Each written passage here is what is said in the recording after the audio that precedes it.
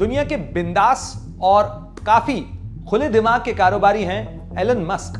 दुनिया के सबसे अमीर कारोबारी हैं एलन मस्क। और एलन मस्क ने रविवार को अचानक कहा कि यह मुझे देखकर बहुत अजीब लगता है कि भारत, जो कि दुनिया का सबसे ज्यादा आबादी वाला मुल्क है, उसकी संयुक्त राष्ट्र सुरक्षा परिषद में कोई जगह ही नहीं है।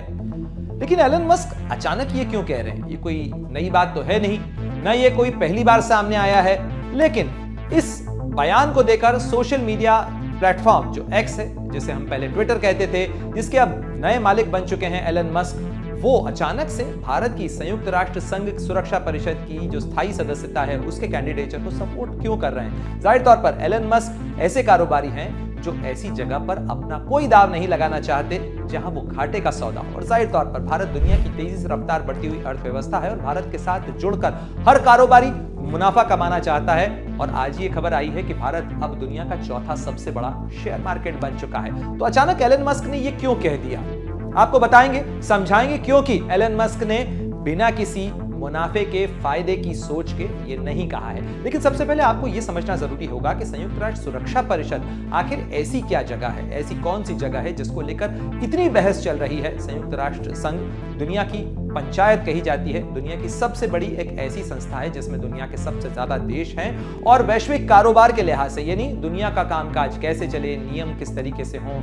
जो वैश्विक प्रबंधन कहा जाता है, उसके लिहाज से संयुक्त राष्ट्र संघ की भूमिका सबसे महत्वपूर्ण होती है। और यही एक ऐसी संस्था है जिसकी सबसे ज्यादा साख भी है, या कहा जा सकता है जिसका सबसे ज्यादा जोर है। हालांकि यह बात जरूर है कि पिछले कुछ समय से संयुक्त राष्ट्र संघ की साख गिरती जा रही है। जिस तरीके से रूस यूक्रेन युद्ध का मामला हो, गाजा और इजराइल के बीच में चल रही जंग का मसला हो, इन तमाम मुद्दों के ऊपर संयुक्त राष्ट्र संघ पर बहुत सारे सवाल उठते रहे। सवाल कोरोना के समय में भी उठे थे। लेकिन संयुक्त राष्ट्र सुरक्षा परिषद, जो कि 1945 में बना, दूसरे विश्व युद्ध के बाद बना, उस समय पुराने ग्लोबल ऑर्डर के हिसाब से 5 मुल्क हैं, यानी अमेरिका, ब्रिटेन, फ्रांस, रूस और इसके अलावा चीन। ये 5 स्थायी सदस्य हैं जिनके पास वीटो का अधिकार है, यानी कोई भी प्रस्ताव है, अगर उसमें से ये पांचों एक साथ सहमत नहीं होते हैं, किसी एक की भी असहमति होती है, तो वो उस प्रस्ताव को गिरा सकता है। और उसके पास ये एक स्पेशल पावर है जिसे वीटो पावर कहा जाता है। और इसके अलावा संयुक्त राष्ट्र सुरक्षा परिषद के अंदर जो 10 अस्थायी सदस्य होते हैं, यानी 5 स्थायी और 10 अस्थायी सदस्य होते हैं। अस्थायी सदस्यों का चुनाव होता है, लेकिन 5 स्थायी सदस्य एक तरीके से वो राजा की तरह वहां हमेशा बैठे होते हैं और उन्हीं का दबदबा होता है, वही सारा काम कारोबार चलाते हैं। और इसीलिए ये जो जगह है ये बेहद खास मानी जाती है, एक स्पेशल सीट है। भारत संयुक्त राष्ट्र सुरक्षा परिषद का सदस्य क्यों नहीं है, ये सवाल एलन मस्क नहीं पूछ रहे हैं, बल्कि ये सवाल भारत बहुत लंबे समय से पूछता रहा है। भारत के प्रधानमंत्री लगातार इस चीज पर सवाल खड़े करते आए हैं और ये दुनिया को दिखाते आए हैं कि अगर भारत, जो कि दुनिया की सबसे बड़ी अर्थव्यवस्था है, दुनिया की जो तेज रफ्तार बढ़ती हुई अर्थव्यवस्था है, दुनिया का सबसे ज्यादा आबादी वाला मुल्क है और दुनिया की अर्थव्यवस्था के लिहाज से महत्वपूर्ण है, आबादी के लिहाज से महत्वपूर्ण है, दुनिया की संस्कृति के लिहाज से महत्वपूर्ण है, और अगर उसे जगह नहीं दी जाती है तो ये वैश्विक ऑर्डर के साथ, वैश्विक व्यवस्था के साथ एक अन्याय होगा। कहने को एक व्यवस्था भी चल रही है, संयुक्त राष्ट्र संघ के सुधार की। 75 वर्ष से ज्यादा का समय हो चुका है संयुक्त राष्ट्र संघ को, और लंबे समय से हर देश इस चीज की मांग कर रहा है कि संयुक्त राष्ट्र में उसके कामकाज के अंदर सुधार किया जाए। भारत अकेला देश नहीं है, बल्कि G4 का एक कंट्री ग्रुप है, यानी 4 देशों का समूह है, जिसके अंदर जापान भी है, जिसमें ब्राजील भी है, भारत भी है और जर्मनी भी है। ये तमाम जो मुल्क हैं ये कोशिश कर रहे हैं, ये लगातार जोर लगा रहे हैं कि संयुक्त राष्ट्र सुरक्षा परिषद में उन्हें भी जगह दी जाए। इसकी एक प्रोसेस है, एक प्रक्रिया है जो लंबे समय से रेंग रही है, क्योंकि इसमें जो देश अंदर बैठे हुए हैं कहीं ना कहीं उनका हित नहीं है, कहीं ना कहीं वो नहीं चाहते हैं, या कहा जाए कि वो चाहते हैं कि ये प्रक्रिया अपना आराम से एक स्वीट टाइम ले और उसके बाद हो, तब का तब देखा जाएगा। फिलहाल तो उनका दबदबा बना हुआ है। जाहिर तौर पर भारत के कैंडिडेचर को लेकर चीन जैसा मुल्क, जो कि भारत का पड़ोसी भी है, भारत के साथ अपनी सीमा साझा करता है और भारत के साथ उसके पुराने विवाद हैं, भारत के साथ कंपटीशन भी है, और इसीलिए चीन नहीं चाहेगा कि भारत संयुक्त राष्ट्र सुरक्षा परिषद में आ जाए। हालांकि आपको ये बता दूं कि संयुक्त राष्ट्र सुरक्षा परिषद में भारत की सदस्यता की जो वकालत है वो दुनिया के कई बड़े मुल्क कर चुके हैं। अमेरिका कर चुका है। अमेरिका के राष्ट्रपति जब भी भारत आए पिछले 2 दशकों के अंदर, तो उन्होंने संयुक्त राष्ट्र सुरक्षा परिषद में भारत की स्थायी सदस्यता की वकालत की, उसका समर्थन किया। रूस के राष्ट्रपति व्लादिमीर पुतिन कई बार कह चुके हैं, फ्रांस के राष्ट्रपति इमानुएल मैक्रों कह चुके हैं, ब्रिटेन के प्रधानमंत्री कई बार कह चुके हैं, लेकिन अभी तक यह प्रक्रिया नहीं हुई। लेकिन ये तो सब हुई देश के नेताओं की बात, उन प्रधानमंत्रियों राष्ट्रपतियों की बात जो देश का प्रबंधन चलाते हैं, उन देश के का प्रतिनिधित्व करते हैं। लेकिन एलन मस्क क्या है? एलन मस्क एक कारोबारी है। माना कि वो दुनिया के सबसे अमीर कारोबारी है। 227 बिलियन डॉलर उनका नेटवर्थ कहा जाता है। यानी अगर भारतीय रुपए में आप कैलकुलेशन करेंगे तो 18 लाख करोड़ से ज्यादा उनकी आय है, या कहा जा सकता है उनकी नेटवर्थ है। इतना पैसा है एलन मस्क के पास।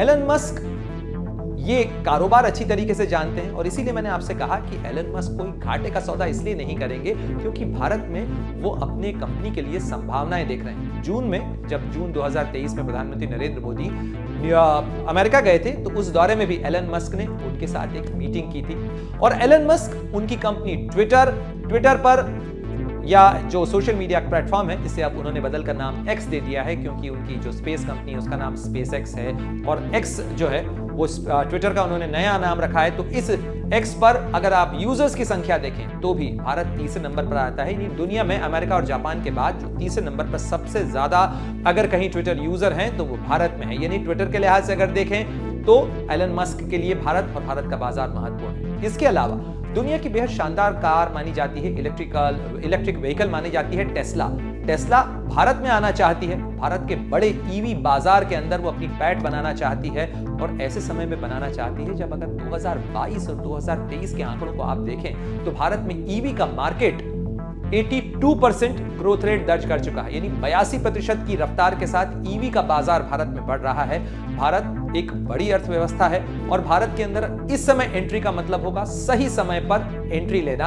और ईवी का मार्केट यानी इलेक्ट्रिक व्हीकल का मार्केट जब तेजी से बढ़ रहा हो तो टेस्ला पीछे नहीं रहना चाहेगी। मसला लेकिन फंसा हुआ है। टेस्ला का मसला फंसा हुआ है इंपोर्ट ड्यूटी पे, क्योंकि वो 15% रियायत चाहती है। भारत सरकार चाहती है कि टेस्ला भारत में आए, भारत में बनाए और उसके बाद कॉम्पिटिटिव दामों पर अपनी कार बेचे। लेकिन फिलहाल एलन मस्क चाहते हैं कि उनकी कंपनी को इंपोर्ट ड्यूटी में 15% की रियायत दी जाए। ये मामला अभी फंसा हुआ है। इसके अलावा भारत डेटा और कम्युनिकेशन के लिहाज से भी दुनिया का एक बड़ा मार्केट है, क्योंकि 140 करोड़ की यहाँ की आबादी है। तेज रफ्तार से यहाँ पर कम्युनिकेशन की सुविधाएं बढ़ रही हैं। मोबाइल मार्केट के लिहाज से देखा जाए तो भारत दुनिया का एक बड़ा बाजार है और ऐसे में जो एलन मस्क की कंपनी है स्टारलिंक, उसने हाल ही में एक प्रस्ताव आगे बढ़ाया है। वो सैटेलाइट कम्युनिकेशन में भारत में दाखिल होना चाहती है और GMPCS जिसे कहा जा सकता है global mobile personal communication for satellite, इसका एक लाइसेंस उसे हासिल हुआ है। हालांकि अभी रुकिएगा, अभी उसे भारत के बाजार में जियो या एयरटेल या किसी भी मोबाइल कंपनी की तरह दाखिल होने में थोड़ा वक्त लगेगा।